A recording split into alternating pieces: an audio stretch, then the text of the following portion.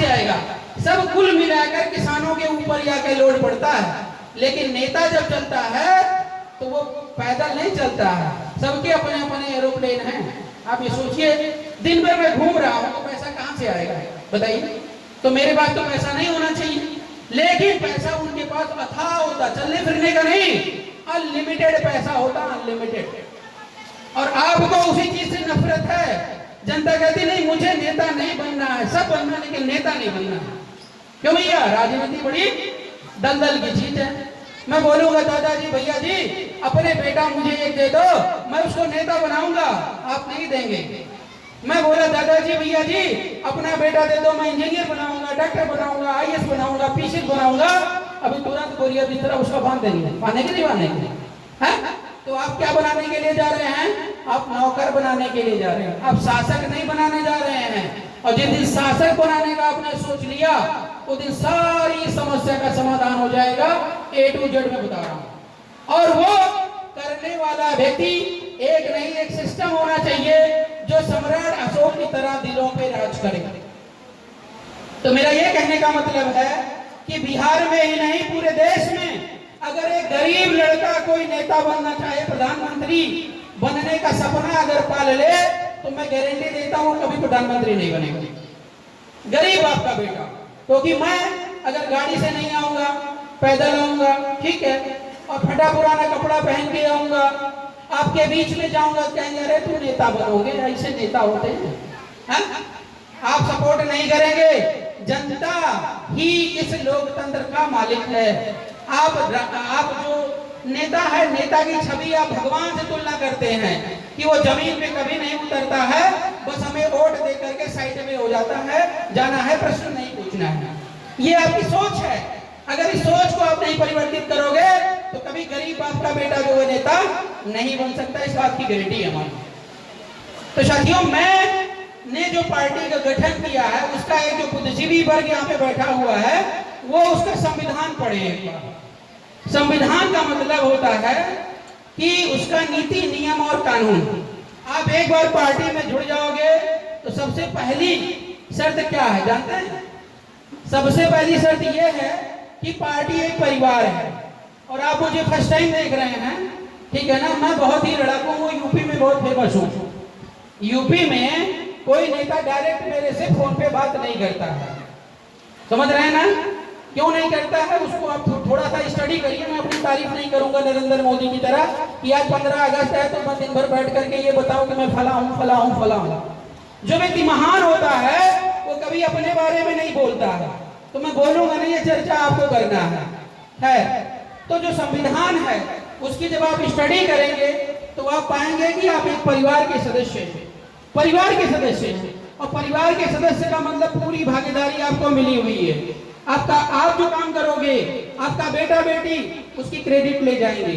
और एक सबसे बड़ा फायदा यह है कि पार्टी में जिस दिन आप दौड़ गए, मतलब जुड़ गए, उस दिन पार्टी के मेंबर और सदस्य होने के नाते, परिवार होने के नाते बाहरी जितनी समस्या है उसका समाधान मेरी जिम्मेदारी है।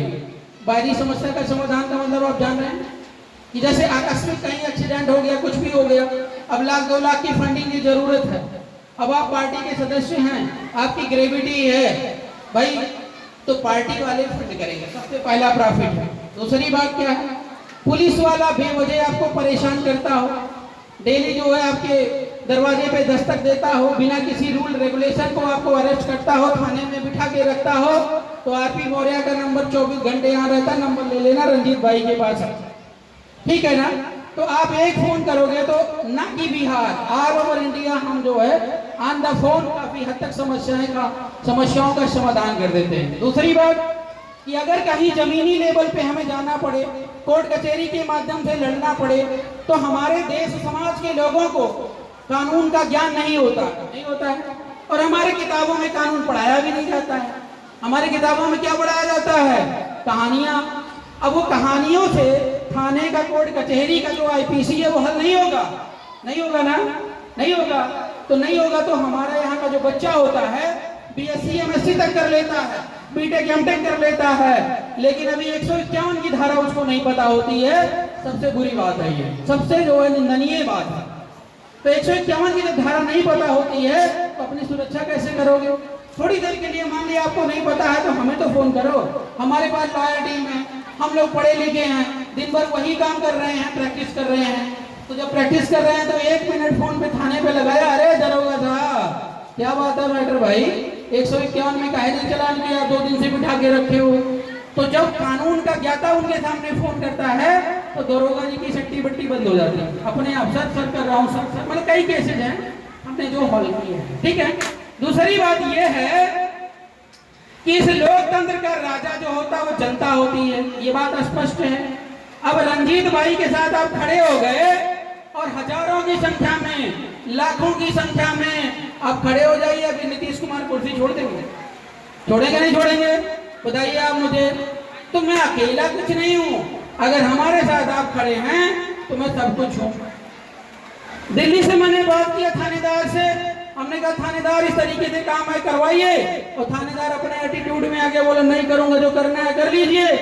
तो मैंने बोला भाई मैं जहानाबाद की धरती पर आ रहा हूँ, व्यवस्था करिए वहां पे लोगों के बैठने के लिए, कितने लोग आएंगे गिनो तुम।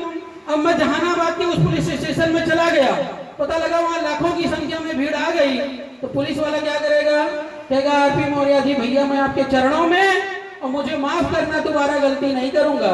पावर किसकी है? पावर आपकी है, आपके इस खोपड़ी की है, आपके इस भेड़ की है। लेकिन दुर्भाग्य यह है कि आपकी ये खोपड़ी आपके हिसाब से नहीं चलती है, आपकी खोपड़ी दूसरे के हिसाब से चलती है। चलती है नहीं चलती है? और जिस दिन आपके हिसाब से चलनी शुरू हो जाएगी उस दिन वो बिहार की समस्या नहीं, पूरे विश्व की समस्या का समाधान हो जाएगा। और ऐसा फार्मूला, ऐसा कंसेप्ट है, क्योंकि सम्राट अशोक को, भगवान बुद्ध को, सम्राट चंद्रगुप्त मौर्य को, और न जाने कितने महापुरुष हुए, और हमारे इसी बिहार में धन्य आप बाबू जगदेव प्रसाद को भी जानते हैं, ललाई प्रसाद यादव को भी आप जानते हैं। इन लोगों ने अपनी कुर्बानियां दी और लड़ाई लड़ी, लेकिन वो सफल क्यों नहीं हुए? भारत दोबारा विश्व गुरु क्यों नहीं बना? भारत दोबारा सोने की चिड़िया क्यों नहीं बना? आप मुझे बताइए। क्योंकि सबसे कठिन काम इसी समाज को समझाना है। आज जो मैं बातें बता रहा हूं किसी स्कूल का टीचर प्रिंसिपल नहीं बताएगा, लेकिन अगर आप चलने का यह दृढ़ संकल्प कर लिए तो हमें बार बार बोलने की जरूरत नहीं है। आज जिस कदम पे मैं खड़ा हूं, अगली बार आपके इसी ग्राम सभा में आऊंगा तो 10 कदम आगे होऊंगा, और ये हुंकार छोटी नहीं होगी। यहाँ पे 100, 200, 300 की भीड़ नहीं, हजारों की संख्या में लोग यहाँ पे उपस्थित होंगे, और तब मैं समझूंगा कि ये कारवां आगे बढ़ रहा है। तो